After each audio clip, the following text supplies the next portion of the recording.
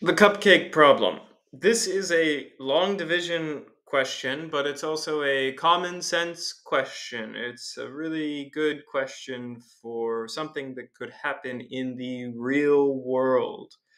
You are the head pastry chef at a big event which will host 2,230 people. There will be cupcakes available for all the guests at 27 different tables. How many cupcakes should be at each station to make sure you have enough for all the guests? It's okay if you have extras left over. You must have the same amount of cupcakes at every station. So, you are the pastry chef for this big, huge event, more than 2,000 people. You have 27 different tables or stations where there's going to be cupcakes set up. You need to have the same amount of cupcakes at every station and make sure that everyone who comes to this big conference event is able to get a cupcake. I guess one cupcake per person, basically.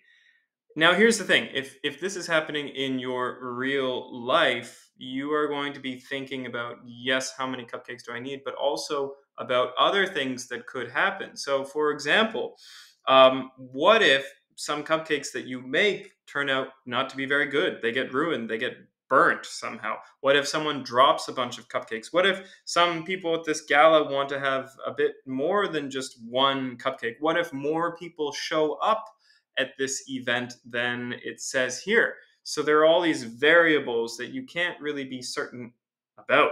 So you need to make sure that your answer is going to hopefully um, allow you to succeed in this event with all these different variables. Okay, so let's look at some things that we have here. I like to call this our givens. What are we given? We know there's 2,230 people. We know there's 27 different stations or tables with cupcakes. And we know we must have the same amount of cupcakes at every station.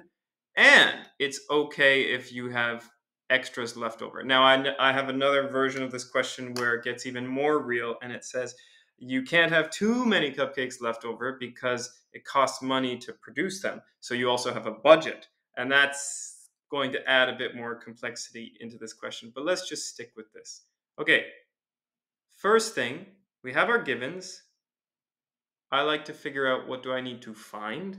Well, I need to find how many cupcakes I need to have at each station. So I've got my given, I've got my find. Then what I like to do is my strategy. What's my strategy? How am I going to solve this? Okay, well, it's essentially a division question. So I'm going to use long division and see if that gets me a number that seems appropriate for having these different stations and having the same amount of cupcakes at each station. Okay, 27 going into 2,230. Okay, so what do we do? First of all, how do we do long division? Well, we want to figure out how many times the divisor goes into the dividend. And I always like to look at every number in the dividend and make sure that I have another number on top of it on the roof of this division house here, just to keep things neat and tidy. There should always be a number above the number in the dividend, even if it's a zero. It just helps you line everything up. Okay, so I have 27. Do not think, oh, okay, I can just take 2 and put 2 into 2 and then 7 into the other stuff. You have to do your full divisor, but you can go first into 2. Does it go into 2? No, I'm just going to put a 0 there. Okay, does it go into 22? I can extend this now. No, so now I have to extend it even more. Does it go into 223? 27 does go into 223, obviously. What I'm going to do, I always like to actually do the 10th term of every multiple. And what that means is 27 times 10.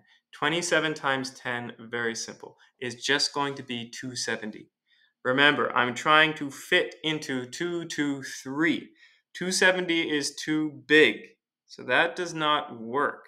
So what I can do is now I can work my way down, and I'll just use basic multiplication here. I'm going to do 27 times 9 because that is 1 less than 10. So 27 times 9, 9, 18, 27, 36, 45, 54, 63. Put the 3 down there, 6 up top. 9 times 2 is 18. 9, 18, 18 plus 6. 18 plus 6. Okay, 18 plus 2 is 20. And then plus 4 for that is 24. We have 243. Is that okay? No, still too high. All right, so let's keep going down.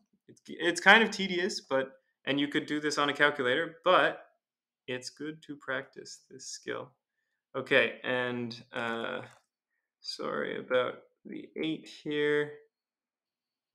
Okay, 8 times 7 is 56.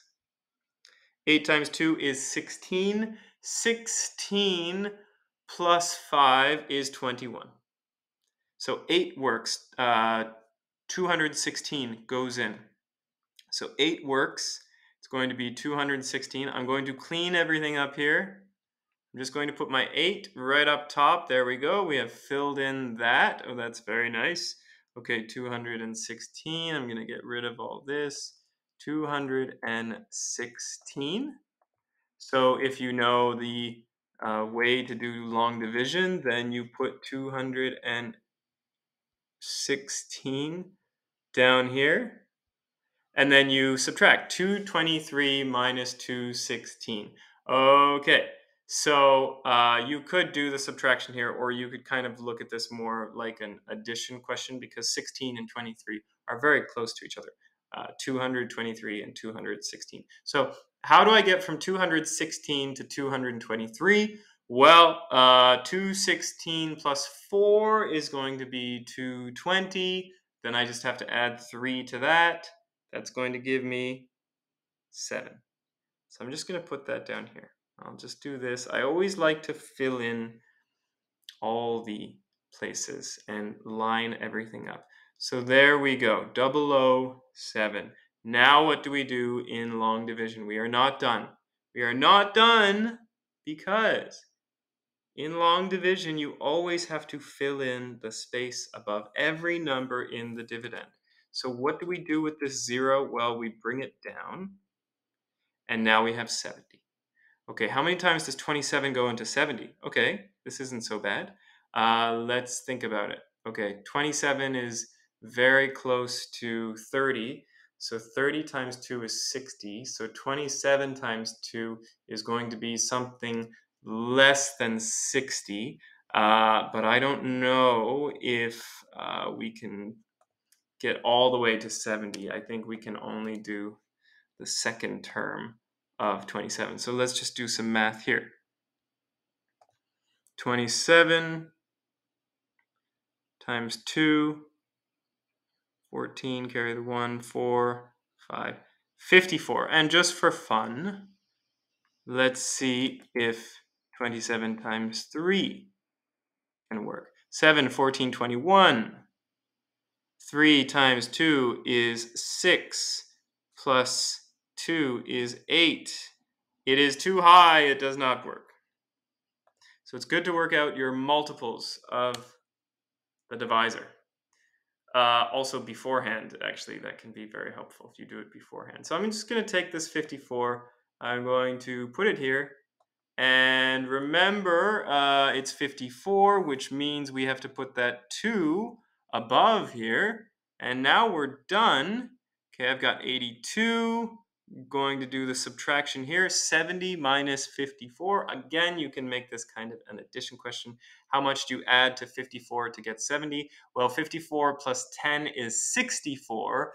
And then add 6 to that. That's going to be 70. So the answer is 16. So this would be, if you're just doing long division without decimals, and that's what we're doing today because we don't want a decimal number for the number of cupcakes. You don't want like 82.3 cupcakes at every station. That wouldn't make sense. So we're going to say 82 cupcakes at each station. with a remainder of 16. So now here's where we have to think about the real world.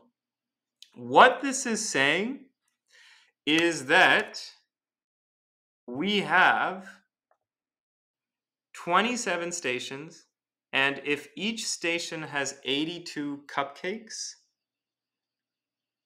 then we will get very close to 2,230, but we will still need to add 16 to get there. So another way to say this is 27 times 82 is going to get you a number that is 16 less than 2,230 because 27 does not fit perfectly into that number. So let's just see what number that will be. So 27 times 82. All right, let's do some more math here. Okay, 27 times 82. 27 stations, 82 cupcakes at each station. So 7 times 2 is 14. 2 times 2 is 4, plus 1 is 5. Interesting. We do this imaginary 0 down below. Some people know about that, some people don't. But every time you are going to the next level, you have to put down this imaginary 0. And each time you go down another level, you have to add another 0. So this is the first level, so 1 0 there. And then we do 8 times 7, which is 56. I'm going to put a 5 here. It's getting a bit messy. I'll cross that out. 8 times 2 is 16. 16 plus 5 is 21. Our final amount of cupcakes is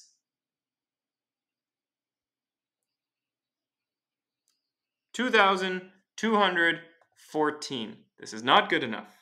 We would be in big trouble. We do not have enough cupcakes for everyone. So what do we do? You can't just say, I'm going to have another station and it just has 16 cupcakes, where every other station has 82 cupcakes. You can't do that because every station needs to have the same amount of cupcakes. You want it to look good. Okay, so here's what we need to do. And remember, you can have leftover cupcakes. It might even be quite beneficial to have leftover cupcakes. Here's what you need to do. Well, choose another number. What makes sense? If 82 is too low, then what do we do? Well, just try 83. Try 83. Do 27 times 83 and see how many cupcakes you get. Let's do that. So this is just logical common sense. Just have 83 cupcakes at each station. 7 times 3, 7, 14, 21. 3 times 2, 6. Plus 2 is 8. Put the imaginary 0 down below there. 8 times 7 is 56. And I'm going to put 5 here. 8 times 2 is 16. Plus 5, again, is 21. This is all pretty similar. So now we add it all up, and that's not very nice. 8 plus 6 is 14. There we go. There we go. 2,241. Is it okay? 2,241. Well, there's 2,230 people. So you actually have 11 extra cupcakes. That's totally fine. You have 11 extra cupcakes, so you are done. You have figured out that if you have 83 cupcakes at each station, then your party is going to be fine. Yes, this is a long division question, but mainly it's also about common sense and what's going to work. And can you imagine that situation where you need to have a few more cupcakes left over? We're all done. I'm going to say, therefore, you should have 83 cupcakes at each station. And there will be 11 extra cupcakes. That's it. That is the answer to the cupcake problem.